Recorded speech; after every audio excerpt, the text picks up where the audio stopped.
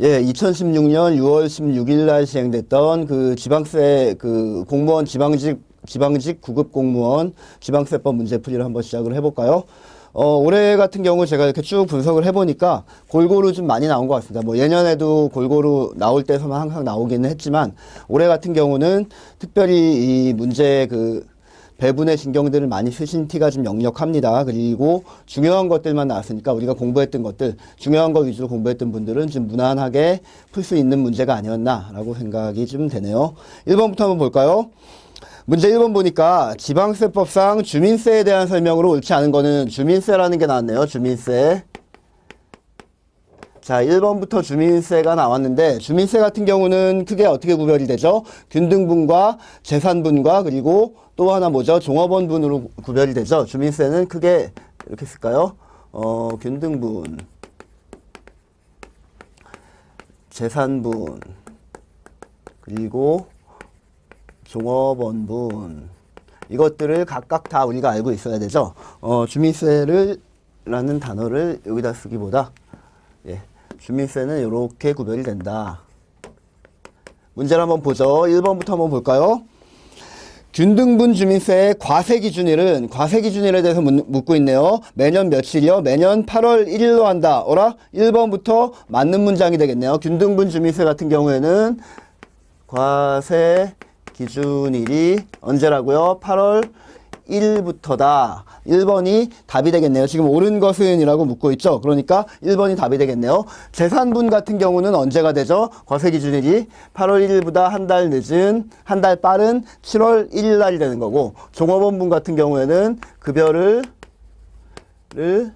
지급하는 때 예, 이렇게 되는 거죠. 과세기준일은 가장 기본적이니까 다 암기를 하고 계셨으리라고 믿고요. 2번을 한번 볼까요? 2번이 뭐가 틀렸겠네요. 2번, 3번, 4번은 다 틀렸다는 얘기네요. 2번 뭐가 틀렸는지 한번 봅시다.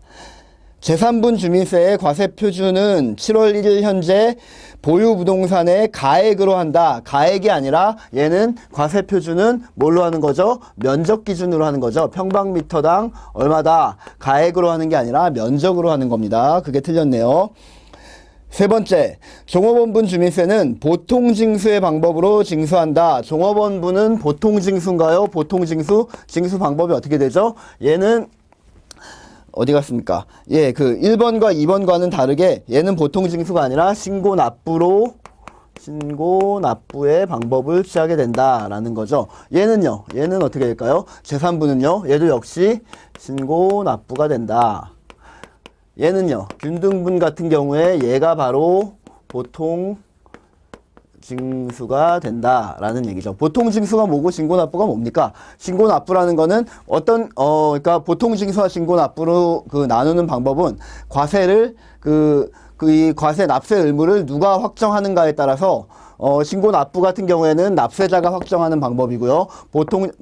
거꾸로 말했네요. 신고납부 같은 경우에는 납세자가 확정하는 방법이고요. 보통징수 같은 경우에는 누가 확정한다고요? 과세관청, 지방자치단체가 확정을 하는 방법이지 않습니까? 자, 얘네 둘은 납세자가 확정을 하는 데 비해서, 그러니까 납세자가 자진 신고하고 자진 납부를 하는 데 비해서 보통징수하는, 다시 말하면 지방자치단체장이 확정하는 그 지방세의 경우에는 그냥 납세자는 그냥 가만히 있으면 고지서가 하나 날라오게 되겠죠. 당신 얼마로 확정됐으니까 몇 월 며칠까지 내십시오라고 이렇게 부과 고지의 방법으로 취하는 그 납세 방식이 보통징수가 되는 겁니다. 우리 주민세 같은 경우에는 균등분만 보통징수가 되는 거고, 재산분이나 종업원분 같은 경우에는 모두 신고납부의 방법을 취하고 있다. 내가 직접적으로 적극적으로 가서 나 얼마입니다 라고 적극적으로 신고를 하게 되는 거죠.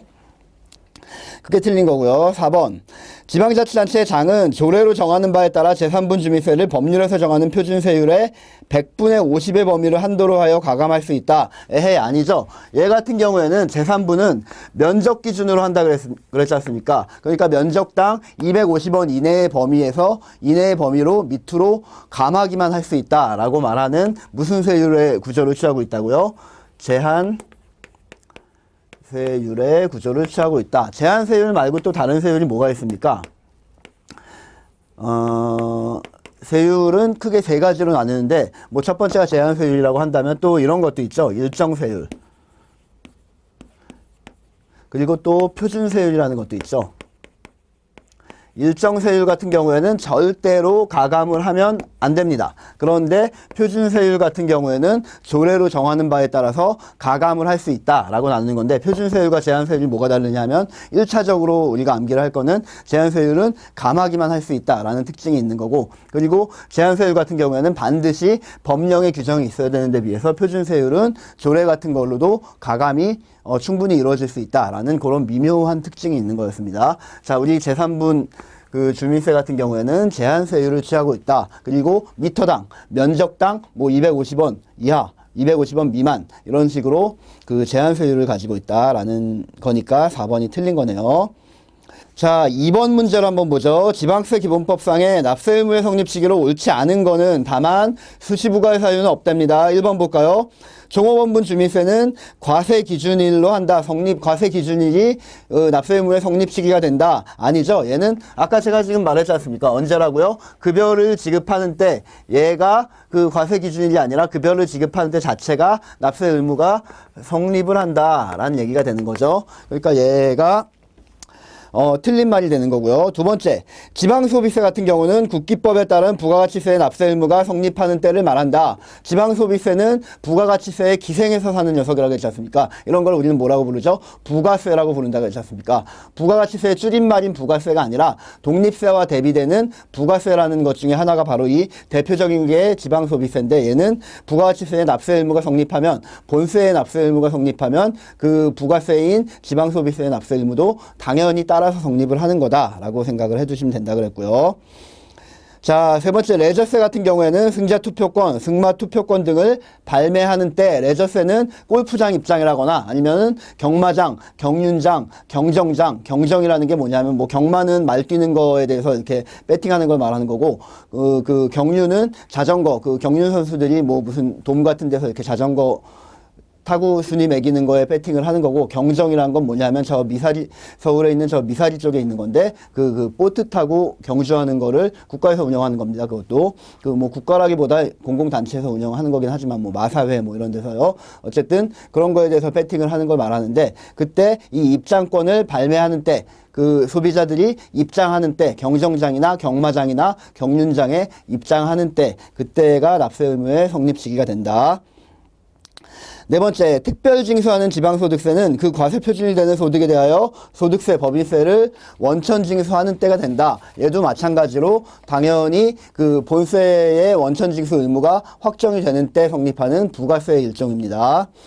예, 답은 1번이었고요. 3번, 지방세 기본법상의 서류의 송달에 대한 설명으로 옳지 않은 것은, 서류의 송달이 나왔는데 지방세 기본법에서 가장 맨 처음에 마주하게 되는 부분이 이 서류의 송달인데, 매년 한 문제씩은 꼬박꼬박 나온다 그랬죠. 올해에도 어김없이 얘가 한 문제가 나왔네요. 자, 서류는 원칙적으로 우리가 어떻게 송달을 하게 되죠? 원칙적인 모습에는 세 가지가 있다고 했지 않습니까? 첫 번째 뭐가 있죠? 교부 송달. 직접적으로 그 지방세 공무원이, 지방자치단체에 있는 지방세 공무원이 가서 손에서 손으로 핸드 투 핸드로 전달해주는 방법, 이걸 교부 송달이라고 부르고, 두 번째 같은 경우에는 우편 송달이 있지 않습니까? 우편으로 보내는 거. 우편은 반드시 등기로만 해야 한다? 땡, 틀린 문장입니다. 우편은 등기 우편으로 보낼 수도 있고 일반 우편으로 보낼 수도 있습니다. 그런데 납세의 고지나 독촉에 관한 지금 특별한 서류 같은 경우만 반드시 등기 우편으로 보내야 되는 거지, 모든 서류를 전부 다 등기로 보낼 필요는 없다라는 걸 체크를 해두시라고 그랬고요. 세 번째는 전자송달이라는 방법이 있습니다. 전자송달이라는 방법은 그거죠. 이메일로 보내는 거예요. 이메일로 보내는 거. 우리 그 지방세 같은 경우에는 위텍스라는 그 홈페이지를 운영하고 있거든요. 위텍스에다가 납세자가 자기의 그 인적사항을 다 기입을 해놓고, 앞으로 서류는 내 이메일, 내가 지금 적어드리는 이 이메일로 보내십시오라고 하면 이 전자송달이 가능하게 되는 겁니다. 방금 제가 말한 거 아무것도 아닌 것 같지만 시험 문제 굉장히 잘 나온다 그랬죠. 전자송달을 하려면 어떻게 해야 된다고요? 반드시 납세자가 자기의 이메일을 적극적으로 가르쳐주면서 전자송달 방법에 동의를 해야지만 전자송달의 방법을 쓸 수 있다는 겁니다. 납세자가 동의하지 않은데도 전자송달을 했다? 그거는 심각한 인권 침해이기 때문에 다 무효가 됩니다. 반드시 동의가 필요한 절차가, 송달 절차가 전자송달이었다. 그리고 예외적으로 이런 1번, 2번, 3번들이 전부 다 불가능하게 된 경우에는 공시송달이라는 걸 하게 된다.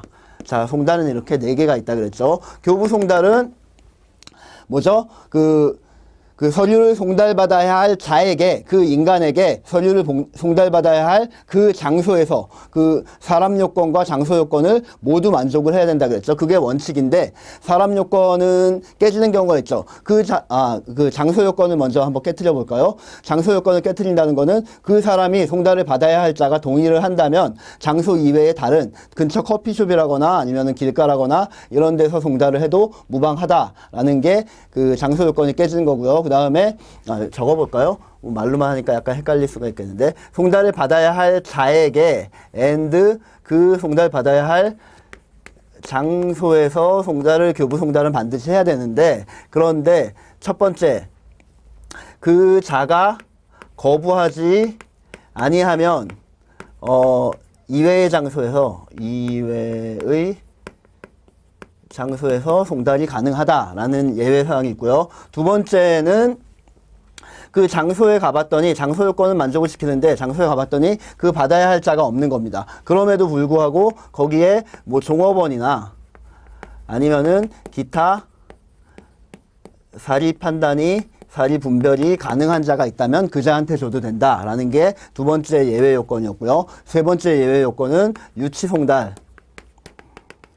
이러한 자, 위에 있는 이러한 자들이 특별한 이유 없이 거부하는 경우에는 어떻게 한다고요? 그냥 놓고 와도 송달된 것으로 본다. 놓고 온다 라는 의미라 그랬죠. 놓고 온다. 그거를 유치송달이라고 부른다고 했습니다. 자, 볼까요? 이제 1번부터 교부로 서류를 송달하는 경우에는 교부 송달에 대해서 지금 나오고 있네요. 송달할 장소에서 서류 송달을 받아야 할 자를 만나지 못하였을 때는, 장소에서 자를 만나지 못했다는 얘기는 2번의 예외사항에 해당하는가를 한번 살펴봐야 되겠네요. 그 사용인, 그 밖의 종업원 또는 동거인으로서 사리를 판별할 수 있는 사람에게 서류를 송달할 수 있다. 2번 예외사항을 정확하게 설명하고 있는 맞는 문장이 되는 겁니다. 동그라미 2번 볼까요? 우편 송달의 경우 송달하는 서류는 그 송달을 받아야 할 자에게 발송할 때부터 효력이 발생한다고요. 에헤이 땡, 발신주의가 아니라 뭐죠? 도달주의 원칙입니다. 도달주의. 서류의 송달은 항상 원칙이 뭐라고요? 도달주의 원칙이다. 왜 도달주의 원칙을 쓰냐면 납세자를 보호하기 위해서 그런 것이다. 이거 나중에 뭐 그때까지 안 내서 가산세를 물게 되더라도 하루라도 늦게 도착하면 납세자한테 훨씬 좋은 거 아닙니까? 그러니까 발신주의보다는 도달주의가 늦게 도달을 하게 되는 거죠. 그러니까 요 도달주의에 의해서 도달한 때에 성립하게 된다라는 걸 기억을 해 놓으시고요. 뻔한 게 이번에 나왔네요. 3번 전자송달의 경우에는 송달받을 자가 지정한 전자우편 주소에 입력된 때, 이게 바로 이메일이죠. 또는 지방세 정보통신망의 전자사서함에 저장하는 경우에는 저장된 바로 그때의 송달의 효력이 발생이 되는 겁니다. 네 번째, 서류 송달을 받아야 할 자의 주소 또는 영업소가 국외에 있고 송달이 곤란한 경우, 아주 극히 예외적인 경우에는 서류의 요지를 공고한 날부터 14일이 지나면 서류의 송달이 된 것으로 본다. 예외적인 공시 송달을 말하고 있네요. 언제 서류의 송달이 된 것으로 본다고요? 14일입니다. 한 2주 정도 되네요. 예, 기억을 해 놓으시고요. 4번 지방세법상 취득세에 대한 설명으로 옳지 않은 거는, 자, 가장 기본적인 취득세 문제가 나왔습니다. 지방세가 굉장히 여러 세목이 있지만 그 중에 가장 중요한 것이 취득세였죠. 취득세 같은 경우에는 매년 2문제나 3문제가 꼬박꼬박 나오니까 정밀하게 전부 다 암기를 해두셔야 될 필요가 있다고 말씀드렸네요. 올해는 어떤 문제가 나왔나 한번 볼까요? 옳지 않은 걸 한번 골라보려네요. 1번 권리의 이전이나 행사에 등기 또는 등록이 필요한 부동산 등을 직계 존비속 간에 서로 교환하여 취득하는 경우에는 유상취득으로 본다. 유상취득의 기본 개념이 실제로 돈을 주고받고 양도 양수하는 경우뿐만이 아니라 다른 물건과 물물 교환하는 경우에도 당연히 유상취득으로 보는 거죠. 대가가 없이 교환하는 경우에만, 대가가 없이 내가 저 친구한테 뭔가를 준 경우에만 무상취득으로 보는 거죠. 그러니까 이거는 교환은 당연히 유상취득의 일종입니다. 맞는 말이고요.